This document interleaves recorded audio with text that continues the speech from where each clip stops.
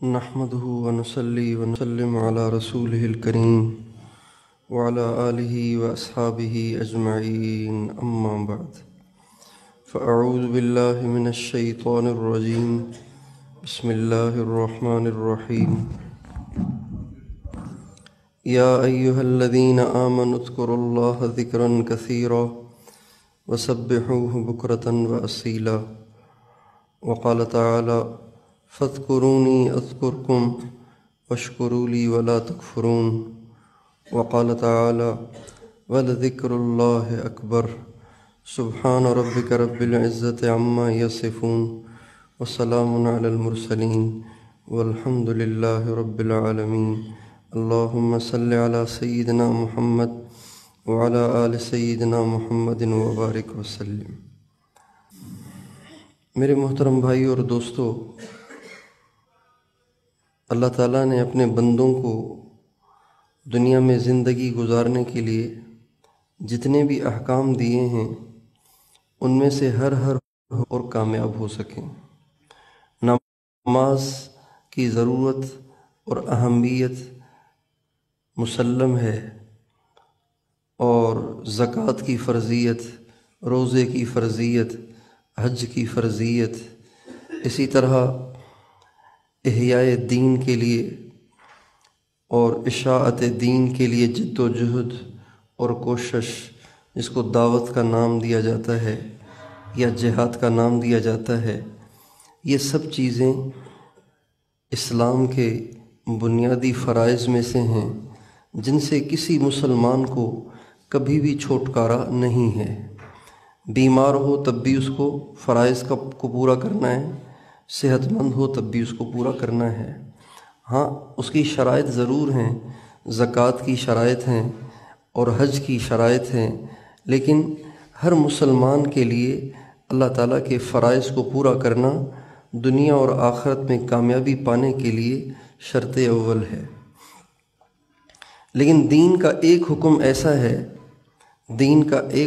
ایسا ہے کہ جس حکم کو پورا کرنے سے ان تمام احکام کو پورا کرنے کی اللہ تعالیٰ بندے میں استعداد پیدا کر دیتے ہیں۔ جب انسان اس حکم کو پورا کر لیتا ہے تو ان تمام احکام پر چلنے کی قوت پیدا ہو جاتی ہے، استعداد پیدا ہو جاتی ہے، اس کا حوصلہ اور ہمت حاصل ہو جاتی ہے، اور ان تمام اعمال میں جان آ جاتی ہے۔ اگر وہ حکم پورا نہ ہو تو یہ فرائض بے جان سے رہتے ہیں۔ نماز پڑھتا تو ہے لیکن وہ بے جان رہتی ہے، زکوٰۃ دیتا تو ہے لیکن بوجھ بن جاتی ہے، روزے رکھتا تو ہے لیکن بجائے تقوی پیدا ہونے کے اس کے لیے روزے بوجھ اور مصیبت بن جاتے ہیں، اور رمضان کے دن ہی گنتا رہتا ہے کہ گرمی کا موسم ہے، روزے رکھنے پڑ رہے ہیں، بھائی کتنے روزے باقی رہ گئے۔ اور اگر وہ حکم پورا نہ ہو تو حج کرنا اس کے لیے ایک لذت کا باعث نہیں بنتا، بلکہ اس کے لیے ایک بوجھ بن جاتا ہے، ایک پریشانی بن جاتی ہے کہ بس جلدی سے یہ فرض پورا ہو اور میں چھٹکارا پاؤں۔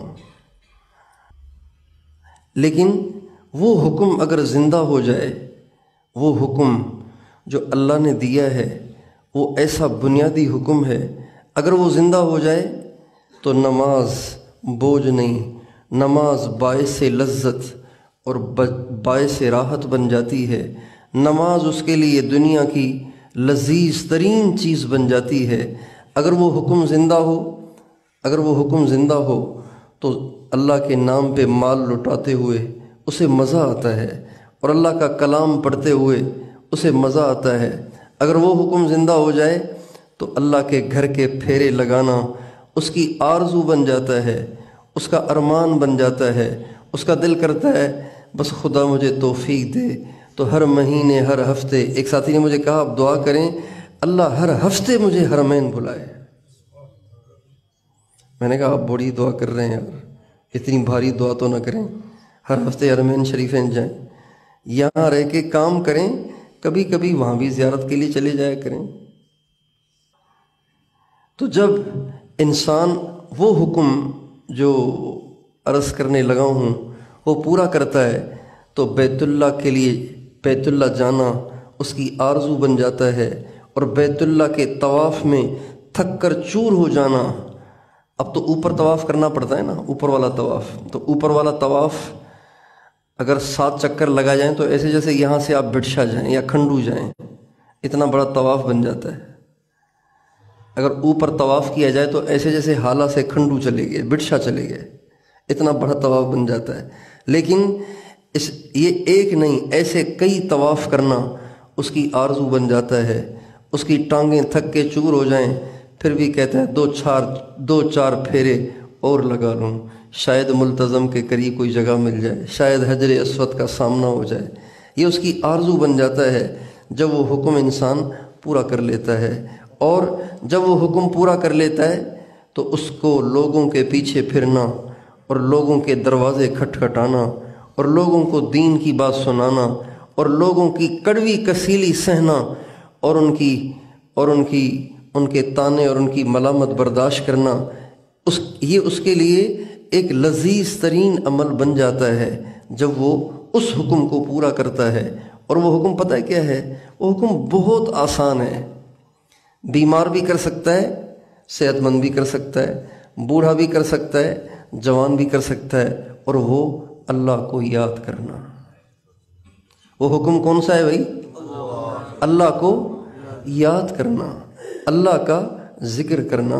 اللہ کا ذکر کرنا ایک ایسا کشتہ ہے، ایک ایسا فارمولہ ہے، ایک ایسا نسخہ ہے، ایک ایسا عمل ہے کہ جو انسان کے اندر ایسا جذبہ پھونک دیتا ہے، ایسا جذبہ بھر دیتا ہے کہ انسان اللہ پاک پہ جان دینے کو اپنی سعادت سمجھتا ہے. اللہ پاک پہ مر مٹنا اس کی آرزو بن جاتا ہے. ہمارے ایک بہت بڑے بزرگ تھے حضرت شیخ الہند رحمۃ اللہ علیہ، یہ مولانا الیاس صاحب کے استاد ہیں. اور مولانا الیاس صاحب ان کی خدمت میں حاضر ہوئے تھے بیعت ہونے کے لیے کہ حضرت مجھے بیعت کر لیجئے. لیکن حضرت شیخ الہند رحمۃ اللہ علیہ نے فرمایا کہ آپ حضرت مولانا خلیل احمد سہارنپوری سے بیعت ہو جائیں. چنانچہ مولانا الیاس صاحب انہی سے بیعت ہوئے، پھر انہی کے خلیفہ ہوئے. لیکن ان سے پہلے حضرت شیخ الہند کی خدمت میں تشریف لائے تھے، حاضر ہوئے تھے. حضرت شیخ الہند رحمۃ اللہ علیہ مولانا محمود حسن رحمۃ اللہ علیہ جب ان کے انتقال کا وقت آیا، انہوں نے ساری زندگی بہت تکلیفوں میں گزاری. انگریز کے خلاف تحریک آزادی کے وہ علم بردار تھے، تو انگریز نے بہت تکلیفیں دیں ان کو مالٹا جیل میں لے جایا گیا. بڑا ٹھنڈا علاقہ ہے، مالٹا ایک جزیرہ ہے، وہاں ان کو لے جایا گیا. ان کے شاگرد رشید حضرت مولانا سید حسین احمد مدنی رحمۃ اللہ علیہ یہ ان کے شاگرد تھے. حضرت شیخ الہند اس وقت مدینے میں تھے، تو جو شریف مکہ تھا، شریف مکہ یعنی جو مدینے کا گورنر تھا، اس کو اعتماد میں لے کر انگریزوں نے ان کو پکڑوایا اور گرفتار کروایا. تو چونکہ وہاں سے گرفتار ہوئے اور مولانا حسین احمد مدنی جو ان کے شاگرد رشید تھے وہ بھی وہیں رہتے تھے، مدینے میں ہی مسجد نبوی میں حدیث کا درس دیتے تھے. تو جب ان کو پتہ چلا کہ انگریز میرے استاد کو گرفتار کر کے مالٹا لے جا رہا ہے، تو وہ فرمانے لگے کہ بھئی اپنے میرے استاد کو میں اکیلے جانے نہیں دوں گا، تو مجھے بھی ساتھ گرفتار کرو اور مجھے بھی ساتھ لے جاؤ تاکہ میں اپنے استاد کی جیل میں خدمت کروں اور دعائیں لوں. چنانچہ اپنی گرفتاری انہوں نے خود پیش کی اور مالٹا لے جائے گئے اور وہاں بڑی تکلیفوں میں ان کو رکھا گیا. مولانا حسین احمد مدنی فرماتے ہیں جب ان کو غسل دیا جانے لگا تو ان کی پیٹھ پہ نشان تھے. حضرت مدنی سے پوچھا گیا کہ حضرت شیخ الہند کی پیٹھ پہ نشان کیوں ہیں؟ کہ جب ہم مالٹا میں تھے تو انگریز ان کو تہ خانے میں لے جاتے تھے اور لوہے کو ان کے جسم کو داغ دیتے تھے اور کہتے تھے تم انگریز کی دشمنی چھوڑ دو، ہم تمہیں آزاد کر دیتے ہیں. تو حضرت شیخ الہند فرماتے تھے میری کھال تو ادھڑ سکتی ہے اور میرا جسم تو پگھل سکتا ہے لیکن میں انگریز کی دشمنی نہیں چھوڑ سکتا، اس لیے کہ انگریز میرے نبی کا دشمن ہے، انگریز میرے نبی کے دین کا دشمن ہے، انگریز میری نسلوں کا دشمن ہے، اس لیے میں اس کی دشمنی نہیں چھوڑ سکتا۔ اتنی تکلیفیں انہوں نے اٹھائیں۔ اچھا، پھر بعد میں اللہ نے ان کو رہائی دی، واپس تشریف لائے، اور جب ان کے انتقال کا وقت آیا تو یہ لیٹے ہوئے تھے، بے ہوشی کی کیفیت تھی۔ اچانک انہوں نے آنکھ کھولی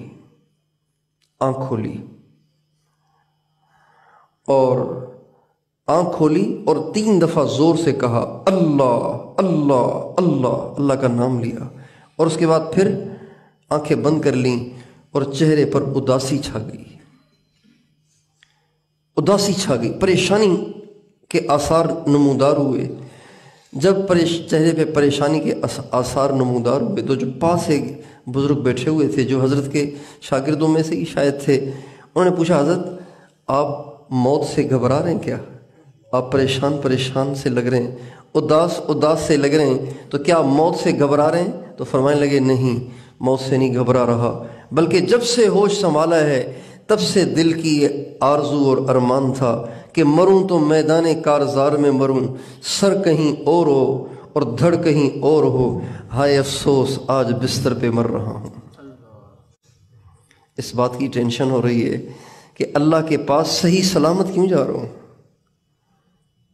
اللہ کے پاس صحیح سلامت کیوں جا رہا ہوں، اللہ تعالیٰ کے سامنے پیش ہوں گا۔ یہ انہوں نے، ان کے الفاظ نہیں ہیں، اس کی یہ تفصیل جو بظاہر بنتی ہے وہ یہ کہ اللہ کے سامنے جب جاؤں تو اللہ کہیں میرا دین تو ٹکڑے ٹکڑے ہوا تھا اور تیرا جسم صحیح سلامت ہے۔ جنہوں نے دین کے ٹکڑے ٹکڑے کیے ان کے ہاتھوں تو ٹکڑے ٹکڑے کیوں نہ ہوا؟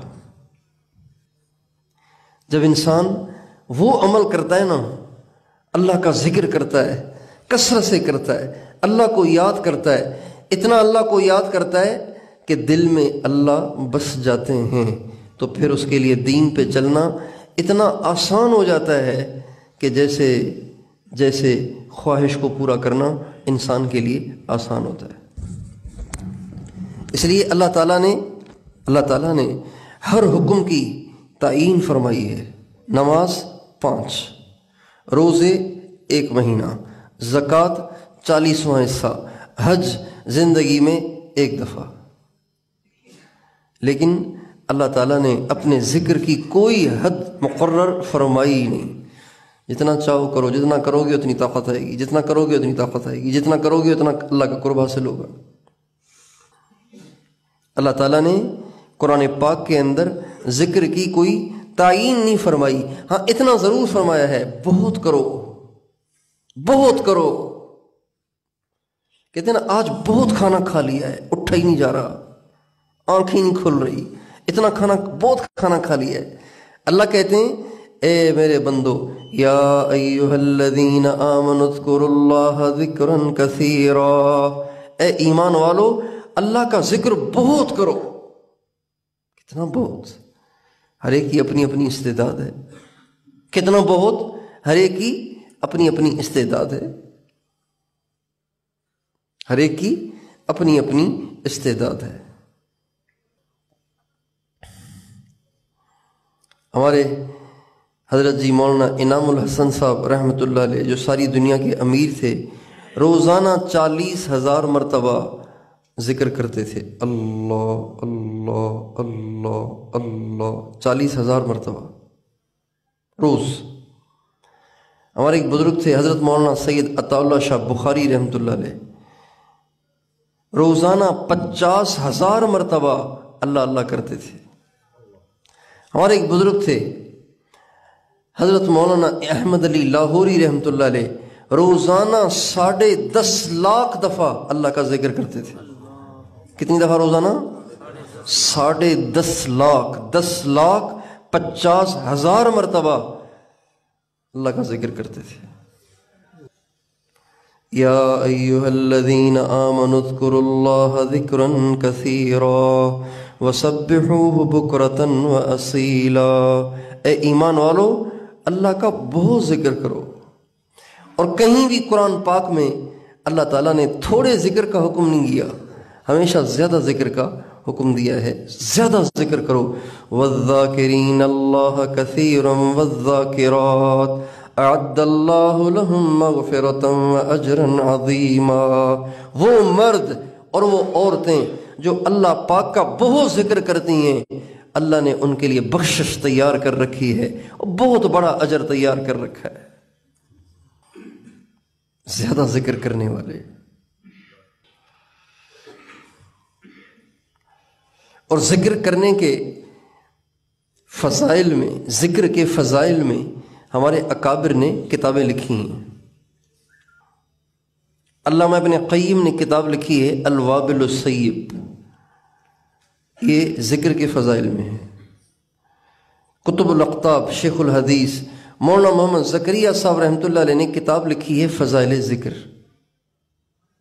فضائل اعمال میں کئی کتابیں ہیں، حکایت صحابہ، فضائل قرآن، فضائل نماز، فضائل ذکر، فضائل تبلیغ، فضائل رمضان، مسلمانوں کی موجودہ پستی کا واحد علاج، یہ 7 کتابیں ہیں فضائل اعمال میں۔ ٹھیک ہے، کتنی کتابیں ہیں؟ 7 کتابیں۔ حکایت صحابہ، فضائل قرآن، فضائل نماز، فضائل تبلیغ، فضائل رمضان، مسلمانوں کی موجودہ پستی کا واحد علاج، ان 6 کتابوں کے مقابلے میں ایک فضائل ذکر سب سے موٹی ہے۔ اور فضائل قرآن، اس کے صفحات ہیں تقریباً 185۔ کتنے؟ فضائل نماز، نماز دین کا ستون ہے، جس نے نماز کو قائم کیا اس نے سارے دین کو قائم کیا، جس نے نماز کو چھوڑ دیا اس نے سارے دین کو ڈھا دیا۔ اس کے کل صفحات ہیں 96۔ کتنے؟ 96۔ فضائل تبلیغ، جو اس امت کا خاصہ، اس امت کا تمغہ امتیاز، اس امت کی خصوصی ذمہ داری، اس امت کے خیر امت ہونے کی وجہ، اس کے کل صفحات ہیں 40۔ کتنے صفحات ہیں؟ فضائل رمضان،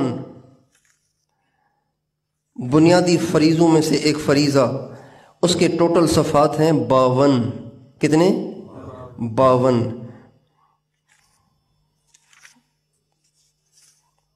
68 اس کے صفحات ہیں 68۔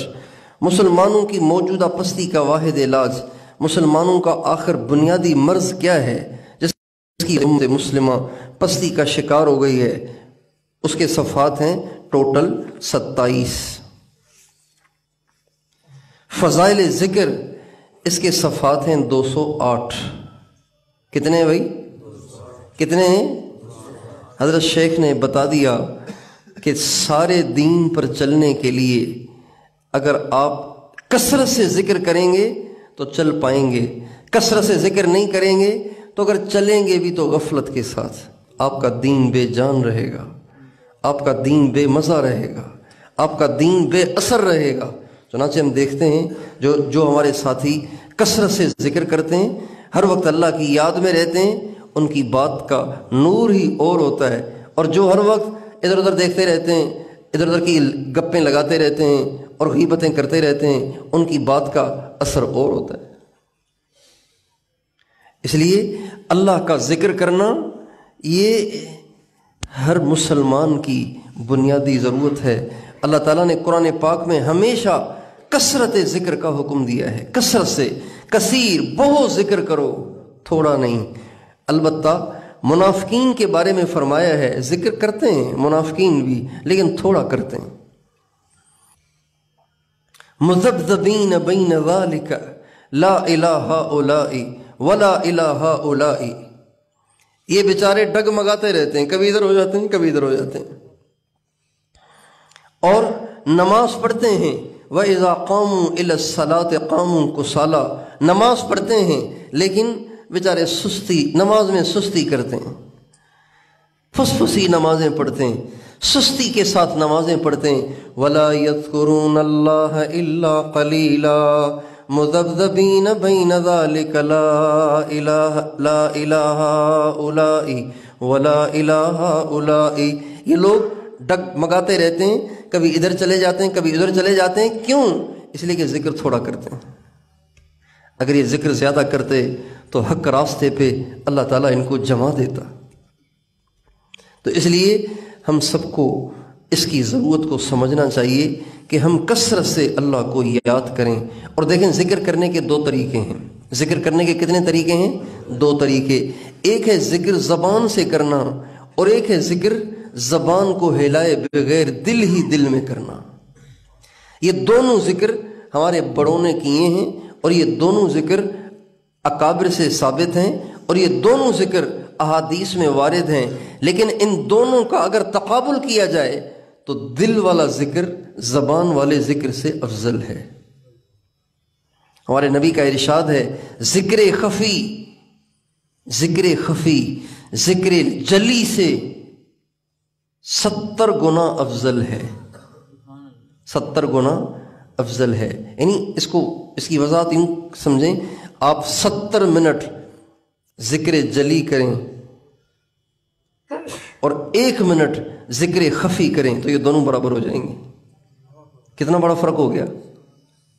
بات واضح ہو رہی ہے؟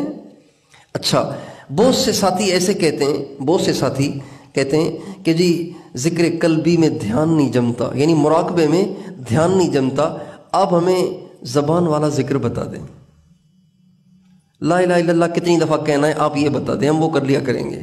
یہ گردن جھکا کے بیٹھے ہوئے ہیں اس خیال میں کہ دل اللہ اللہ کرے، تو کرتا ہی نہیں. اب کیا کریں ہم؟ ہتھوڑا تو ہے نہیں کہ مار مار کے اس کو اللہ اللہ کروائیں، کرتا ہی نہیں. اب کیا کریں ہم؟ بہت سے ساتھی ایسے کہتے ہیں. تو یہ پتہ کیوں کہتے ہیں؟ نفس بڑا عیار ہے، نفس بڑا دھوکے باز ہے. وہ کہتا ہے ایسا ذکر لو جو گناہوں کے ساتھ بھی ہو سکے. اور یہ بات یاد رکھیے، اللہ مجھے بھی توفیق دے سمجھنے کی اور آپ کو بھی، کہ ذکر لسانی گناہوں کے ساتھ جمع ہو جاتا ہے، لیکن ذکر قلبی یہ گناہوں کے ساتھ جمع نہیں ہو سکتا. آپ گناہ کریں گے، ذکر قلبی چھن جائے گا. آپ بیٹھیں گے، بیٹھا نہیں جائے گا. گردن جھکائیں گے، جھکائی نہیں جائے گی. دل کی طرف توجہ کریں گے، دھیان ہی نہیں جمے گا. تو ذکر خفی کیوں بھاری لگتا ہے؟ اس لیے کہ گناہوں کو چھوڑنا پڑتا ہے. اور ذکر لسانی کیوں آسان لگتا ہے؟ کہ بد نظری بھی کرتے رہو، سبحان اللہ کی تسبیح بھی پڑھو، دونوں کام جمع ہو جاتے ہیں. بد نظری بھی کرتے رہو، لا الہ الا اللہ کی ایک تسبیح پڑھ لو. بد نظری بھی کرتے رہو اور الحمدللہ کی ایک تسبیح پڑھ لو. یہ دونوں باتیں جمع ہو جاتی ہیں. لیکن یہ کبھی بھی جمع نہیں ہوں گی کہ آپ کی نگاہ بھی آوارہ ہو اور آپ کا دل بھی کہہ رہا ہو اللہ اللہ اللہ. یہ کبھی نہیں ہوتا. بات سمجھ میں آ رہی ہے؟ بات واضح ہو رہی ہے؟ اس لیے اس خبیث نفس کی ہم نے ماننی نہیں ہے، ہم نے اس کی مخالفت کرنی ہے. اس لیے اپنی نگاہوں کو بچانا ہے، اپنی زبان کو فل بولنے سے بچانا ہے. یہ جو ہم 6 کام عرض کرتے ہیں نا، ان میں سے صرف ایک کرنے کا نہیں ہے، 6 کے 6 کرنے کے.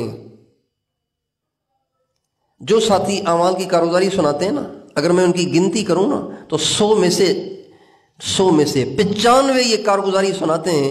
اللہ کا شکر ہے، درود شریف بھی ہو جاتا ہے، استغفار بھی ہو جاتا ہے. بس مراقبے میں ذرا کمی ہے، اس کے لیے کوئی دعا کر دیں.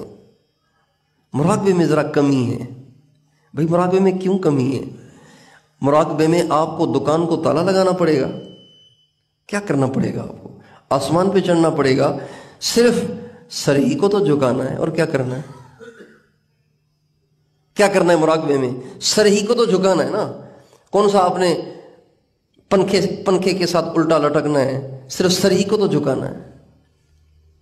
لیکن سر جھکانے کے بعد مزہ اسے آتا ہے. مزہ مقصود نہیں ہے، یہ بھی یاد رکھیں، مزہ مقصود نہیں ہے. لیکن سر جھکانے کے بعد اللہ پاک کی یاد وہ محسوس کرتا ہے جو سر جھکانے کے علاوہ بھی اپنی نگاہوں کو، زبان کو، اپنے وجود کو گناہوں سے پاک رکھنے کی کوشش کرتا رہتا ہوں. یہ لازمی بات ہے۔ جو نگاہوں کو پاک رکھے گا، زبان کو پاک رکھے گا، شرمگاہ کو پاک رکھے گا، جب وہ سر کو جھکائے گا تو اس کا دل اللہ پاک کی طرف بہت کھنچے گا۔ دل کے آئینے میں ہے تصویر یار، جوں ذرا گردن جھکائی دیکھ لی۔ جب انسان سر جھکا لیتا ہے اسے اللہ کی تجلیاں محسوس ہوتی ہیں، اللہ کی یاد اسے محسوس ہوتی ہے، اللہ پاک کے انوارات اسے محسوس ہوتے ہیں جب آدمی سر جھکاتا ہے۔ تو اس لیے ہمیں اللہ تعالیٰ کا ذکر کرنا ہے، اور تھوڑا نہیں بلکہ کتنا ذکر کرنا ہے؟ بہت ذکر کرنا ہے، ذکر کثیر کرنا ہے۔ اور ذکر کثیر سے مراد 500 والی تسبیح نہیں پھیرنی یا 1000 والی تسبیح نہیں پھیرنی، بلکہ اپنے دل کو اللہ کی یاد میں لگائے رکھنا ہے۔ ہتھ کارول اور دل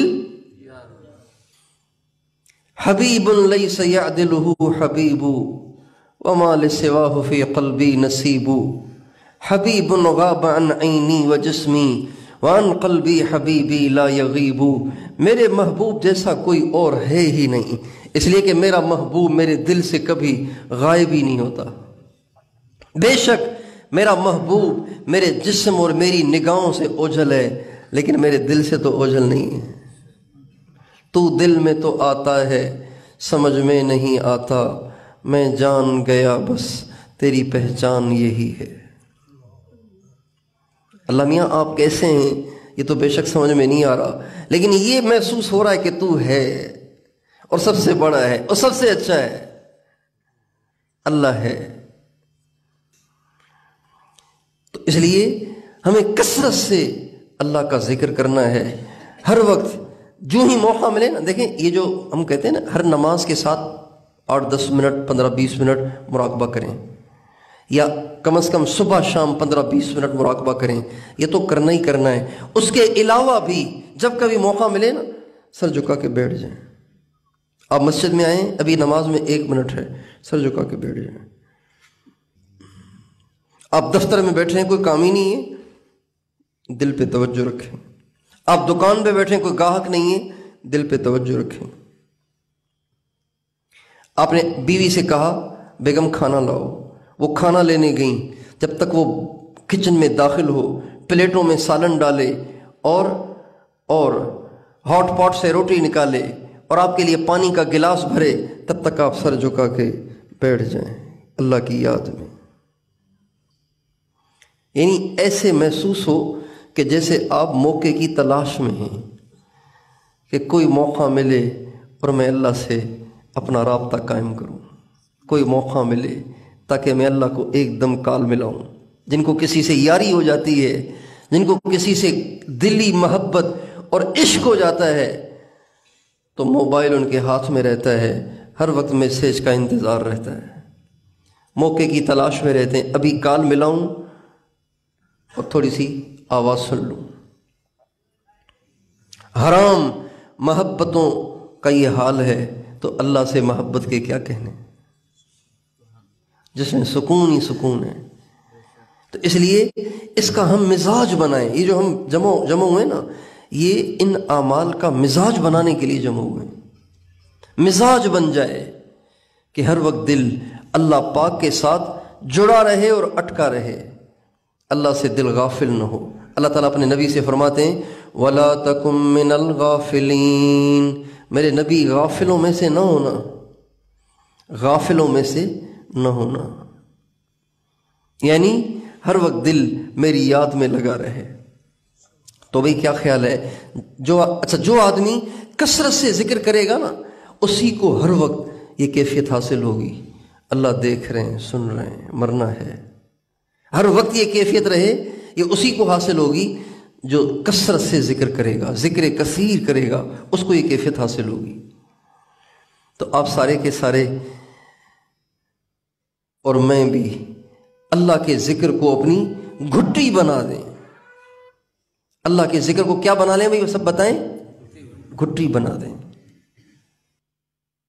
ہمارے ایک بہت بڑے بزرگ گزرے، حضرت مخدوم سرور نوح رحمۃ اللہ علیہ، یہاں حالہ میں ان کا مزار ہے، بہت بڑے اللہ والے تھے پہنچے ہوئے، 10ویں صدی کے مجدد تھے۔ 10ویں صدی کے کیا تھے؟ مجدد تھے، اور 10ویں صدی کے غوث تھے۔ زیادہ مشہور نہیں ہیں، لیکن بہرحال مشہور ہونا کوئی کمال نہیں ہے، اصل تو اللہ سے تعلق ہے۔ اور بر صغیر میں سب سے پہلی قرآن کی تفسیر فارسی زبان میں بھی انہوں نے لکھی۔ ایک دفعہ گھر میں تشریف لائے، بیٹی سے فرمایا بیٹا کھانا دو۔ بیٹی کھانا لینے گئیں، کھانا لیا، گرم کیا، تھوڑا سا ٹائم لگا، تب تک سر جھکا کے بیٹھ گئے۔ جب وہ بیٹی واپس آئیں کھانا لے کے، ابو کھانا آ گیا، تو ابا جان نے سر اٹھایا اور فرمایا بیٹی جب تک تو کھانا لائی تب تک میں نے عرش کے 6 چکر لگا لیے ہیں۔ کس کے 6 چکر لگا لیے ہیں؟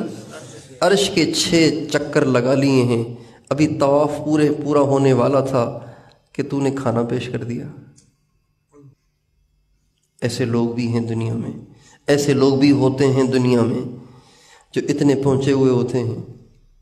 تو اس لیے ہمیں ہر وقت اللہ کی یاد میں رہنا ہے۔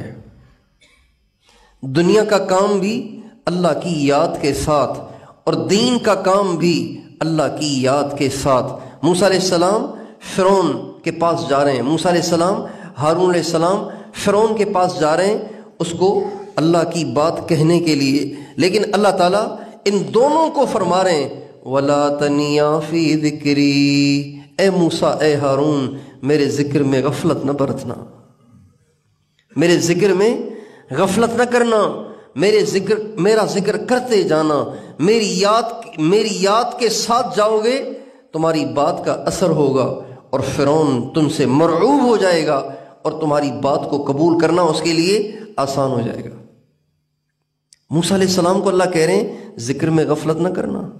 ہارون علیہ السلام، نبی کا دل غافل ہو سکتا ہے اللہ سے، لیکن مجھے اور آپ کو سمجھانے کے لیے اللہ تعالیٰ یہ بات بتا رہے ہیں کہ میں نے موسیٰ کو فرعون کے پاس بھیجا تھا، ہارون کو علیہ السلام کو فرعون کے پاس بھیجا تھا، ان دونوں سے کہا تھا ذکر میں غفلت نہ برتنا۔ تو تم دکان پہ بیٹھے غافل ہو جاتے ہو؟ کیا کرتے ہو یہ تم دفتر میں بیٹھ کے مجھ سے غافل ہو جاتے ہو، تم بیان کرتے ہوئے غافل ہو جاتے ہو، تم میرا ذکر کرتے ہوئے مجھ سے غافل ہو جاتے ہو، کیا کرتے ہو تم یہ؟ میں نے اپنے پیارے پیغمبر حضرت موسیٰ حضرت ہارون کو بھیجتے ہوئے کہا تھا ذکر میں غفلت نہ کرنا، جبکہ وہ اتنا بڑا کام کر رہے تھے، دنیا کے سب سے بڑے کافر سے کا ان کو سامنا کرنا تھا، پھر بھی میں نے کہا میرا ذکر کرتے رہنا، غفلت نہ کرنا۔ تو تم مجھے کیوں بھول جاتے ہو بھائی؟ تم کیوں غفلت برتتے ہو میرے ذکر سے؟ یہ مطلب ہے اس آیت میں اس بات کے بتانے کا۔ تو اس لیے میں اور آپ اس کی نیت کریں کہ انشاءاللہ کبھی بھی ہمیں ذکر میں غفلت نہیں برتنی۔ اہتمام کریں گے؟ اہتمام کریں گے؟ اس کے ساتھ آخری چھوٹی گزارش یہ ہے کہ اس کا مطلب یہ بھی نہیں ہے کہ اتنا ذکر کریں کہ اب آپ ذکر ہی کرتے رہیں۔ دفتر کا ٹائم ہو گیا ہے، آپ مراقبے میں ہیں، نماز کا وقت ہو گیا ہے، آپ مراقبہ کر رہے ہیں، مقامی گشت کا دن ہے، آپ مراقبہ کر رہے ہیں۔ یہ مطلب نہیں ہے اس کا، بلکہ جن اوقات میں بیٹھ کے کر سکتے ہیں ان میں بیٹھ کے کریں، اور جب آپ کی کسی مصروفیت کا وقت آ جائے، دینی مصروفیت ہو یا دنیاوی مصروفیت ہو، تو بس پھر سر تو اٹھا لیں لیکن دل کا کنیکشن وہیں رکھیں۔ اللہ دیکھ رہا ہے، سن رہا ہے، مرنا ہے۔ اس کنیکشن کے ساتھ آپ گشت کریں، اس کنیکشن کے ساتھ آپ بیان کریں، اس کنیکشن کے ساتھ آپ دکان پہ بیٹھیں، اس کنیکشن کے ساتھ آپ مدرسے میں پڑھیں اور پڑھائیں، اس کنیکشن کے ساتھ آپ گاڑی چلائیں، اس کنیکشن کے ساتھ آپ موٹر سائیکل چلائیں۔ دیکھیں زندگی میں کتنا مزہ آ جاتا ہے، کتنا سکون آ جاتا ہے۔ کوشش کریں گے نا انشاءاللہ۔ اللہ تعالیٰ مجھے اور آپ کو توفیق عطا فرمائے۔ لا الہ الا اللہ محمد الرسول اللہ۔ لا الہ الا انت سبحانک انی کنت من الظالمین۔ اللہم صلی علی سیدنا محمد وعلی آل سیدنا محمد وبارک وسلم۔ اللہ، ہم تیرے گناہ گار، خطا کار، گناہوں میں ڈوبے ہوئے تیرے بندے تیرے سامنے حاضر ہیں، اپنے گناہوں کی معافی چاہتے ہیں، کل سے تیرے در پہ آئے بیٹھے ہیں۔ اللہ، ہم نے تو تیرے دروازے پہ ڈیرے ڈال دیے تھے تاکہ ہم تجھے راضی کر سکیں، تاکہ ہم تجھے منا پائیں۔ اللہ، ہمیں نہیں معلوم کہ تو ہم سے راضی ہوا یا نہیں ہوا، ہمیں نہیں معلوم کہ ہم تجھے منا پائے نہ منا پائے۔ اللہ، ہماری معافی، ہمیں معافی دے دے، ہم سے راضی ہو جا، ہم سے راضی ہو جا، ہمیں اپنی رضا کا پروانہ دے دے، ہمیں اپنی محبت دے دے۔ اللہ، اس سردی کے موسم میں، اس ٹھنڈ کے موسم میں، اے اللہ یہ کتنے تیرے پیارے بندے پتہ نہیں کہاں سے دور دراز سے موٹر سائیکلوں پہ بیٹھ کے اے اللہ یہاں تشریف لائے، ساری رات تیرے گھر میں پڑے رہے، تیرے دروازے پہ پڑے رہے۔ اللہ، یوں اگر کسی دنیا کے انسان کے دروازے پہ بھی پڑا جائے تو اسے بھی رحم آ جائے، پیار آ جائے، اس کا دینے کا ارادہ نہ بھی ہو تب بھی وہ دینے پہ آمادہ ہو جائے۔ اللہ، تو سارے کریموں سے بڑا کریم ہے، سارے مہربانوں سے بڑا مہربان ہے، سب سے زیادہ اپنے بندوں سے پیار کرنے والا ہے۔ دیکھ تو صحیح یہ بوڑھے اور جوان ساری رات تیرے در پہ ہی پڑے رہے، اے اللہ تیرے ڈیرے پہ، اے اللہ تیری چوکھٹ پہ اپنا سر ڈالے رہے۔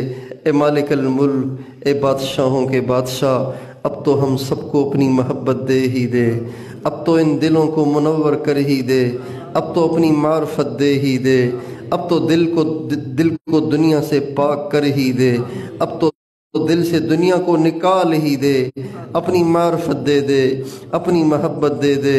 اللہ، ہم تیرے بننا چاہتے ہیں، شیطان آڑے آ جاتا ہے۔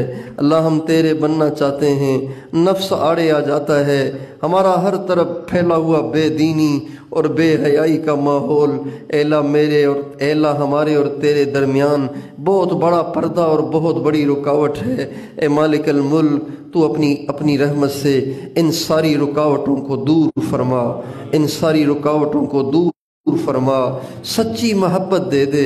اللہ، اپنی یاد دے دے، ذکر کثیر دے دے، ہم دکان میں ہوں، دفتر میں ہوں، بازار میں ہوں، گھر میں ہوں، دین میں ہوں، دین کے کام میں ہوں، دنیا کے کام میں ہوں، ہمارا دل تیری ذات کے ساتھ متعلق رہے، ہمارا دل تیری یاد سے آباد رہے۔ اپنے محبوب کے طفیل یہ کیفیت ہم سب کو عطا فرما، ہمارے سارے ساتھیوں کو عطا فرما۔ اے اللہ، مرتے دم تک غفلت سے ہماری حفاظت فرما۔ اے اللہ، جب دل تیری یاد سے غافل ہو جاتا ہے، تیرا دشمن آ کے مسلط ہو جاتا ہے، شیطان آ کے مسلط ہو جاتا ہے، اللہ اپنی رحمت سے ہمارے دل کو اپنی یاد سے کبھی خالی ہونے ہی نہ دے، شیطان کو کبھی مسلط ہونے کا موقع ہی نہ دے۔ اے آسمان کو زمین پہ گرنے سے روکنے والے خدا، شیطان کو ہم پہ مسلط ہونے سے بچا، نفس کو ہم پہ مسلط ہونے سے روک دے۔ ہماری دعاؤں کو قبول فرما، ہماری دنیا بھی بنا، ہماری آخرت بھی بنا۔ اے اللہ، ہماری اس مجلس کو قبول فرما، ہمارے اس آنے رہنے بیٹھنے کو قبول فرما، اس میں وسعت عطا فرما، اس کو اپنی بارگاہ میں قبول فرما۔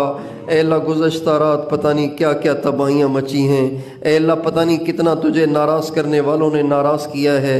اے اللہ، یہ تیرے چند گنے چنے بندے تیرے در پہ آ کے پڑے رہے۔ اے مالک الملک، اے بادشاہوں کے بادشاہ، ہماری یہ آرزو ہے کہ ساری دنیا نے گزشتہ رات ہمارے آقا کو جو زخم دیے، اے اللہ تیرے ان بندوں کا یہیں پہ پڑے رہنا یہ ہمارے نبی کے زخموں کے لیے مرہم بنا دے، یہ ہمارے نبی کے زخموں کے لیے مرہم بنا دے، یہ ہمارے نبی کے ان گزشتہ رات پہنچے ہوئے زخموں کے لیے مرہم بنا دے۔ ہماری اس مجلس کو قبول فرما، اپنی بارگاہ میں قبولیت کا شرف عطا فرما، بارگاہ رسالت میں قبولیت کا شرف عطا فرما۔ اللہ ہماری دنیا بھی بنا، ہماری آخرت بھی بنا۔ اللہ ہمارے بزرگوں کی زندگیوں میں برکت عطا فرما، ان کا سایہ تا دیر ہمارے سروں پہ قائم فرما، ہمارے شہر کی بے دینی ختم فرما، اپنی رحمت سے ساری بے دینی ختم فرما، سارے شہر کو اپنی ذات کی طرف رجوع عطا فرما۔ مسجدوں کو آباد فرما، سارے علاقے کو اے اللہ اپنے نور سے منور فرما۔ یہ جہاں سے دوست تشریف لائے ہیں اے اللہ ان سب کے تمام علاقوں کو، محلوں کو، گھروں کو اے اللہ اپنے نور سے منور فرما، بے دینی ختم فرما، ہماری دعاؤں کو اپنے محبوب علیہ السلام کی دعاؤں کے طفیل قبول فرما۔ آمین۔ وصلی اللہ علی النبی الکریم وعلی آلہ وصحبہ اجمعین۔